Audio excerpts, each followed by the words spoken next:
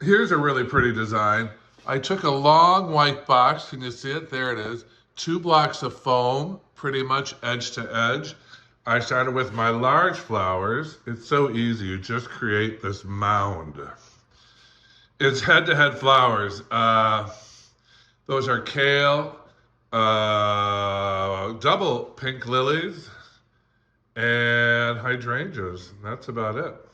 Oh, that's a little bit of heather right there.